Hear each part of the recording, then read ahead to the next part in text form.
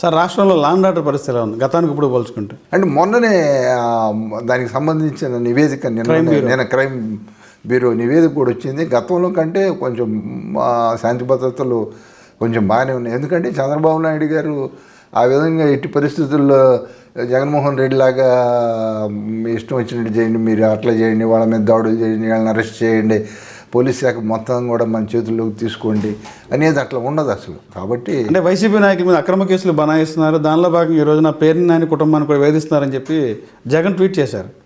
పేరు నాని కుటుంబాన్ని వీళ్ళు చేసేది ఏముండదు. పేరు నాని అక్కడ చాలా స్పష్టంగా కనపడుతుంది. అతను పీడిఎస్ కూడా బియ్యం అక్రమంగా ఆయన గోడౌన్లో, ఆయన భార్య జయప్రద పేరుతో ఉన్నటువంటి గోడౌన్లో అమ్ముకున్నట్లు ఉంది.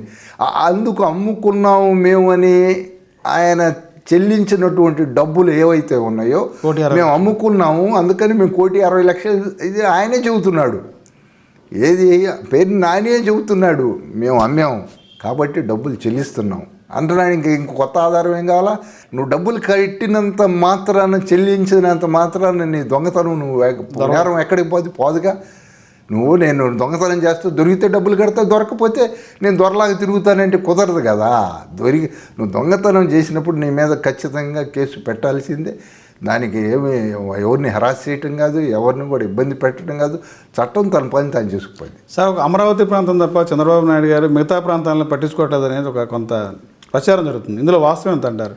అంటే ఇప్పుడు ప్రాజెక్టులన్నీ కూడా ఈ చుట్టుపక్కల కేంద్రీకృతం చేస్తున్నారు, రాయలసీమ అలా వదిలేశారు, ఉత్తరాంధ్ర మీద కూడా దృష్టి పెట్టలేదంటారు. ఇప్పుడు విశాఖపట్నానికి సమీపంలో అనకాపల్లి దగ్గర పెద్ద ఐరన్ ఫ్యాక్టరీ రాబోతూ ఉంది. విశాఖపట్నంలో టీసీఎస్ వాళ్ళ సాఫ్ట్వేర్ కంపెనీ, ఇంకా అనేకమైన సాఫ్ట్వేర్ కంపెనీలు అక్కడ, ఐటీ ఫార్మా కంపెనీస్, ఇంకా అనేకమైన కంపెనీలు అక్కడ వస్తూ ఉన్నాయి. ఎందుకంటే కేవలం వైసీపీ అన్న మాటల్ని మనం వివరణ ఇచ్చుకుంటూ పోతే ఒక జీవితాంతం చెబుతూ ఉండాలి. ఎందుకంటే వాళ్ళు మీ మీద బురజల్లుతాం, మీరు కడుక్కోండి, మీరు వివరణ ఇవ్వండి. మేము ఏదో ఒకటి అంటాం, అక్కడ ఉన్నా లేకపోయినా కానీ మేము అంటాం. అంటే 1-10 సార్లు దొంగ అంటే నిజం కూడా దొంగ అనుకుంటారు. ఎస్, వాళ్ళు దానికోసమే ప్రయత్నం చేస్తున్నారు.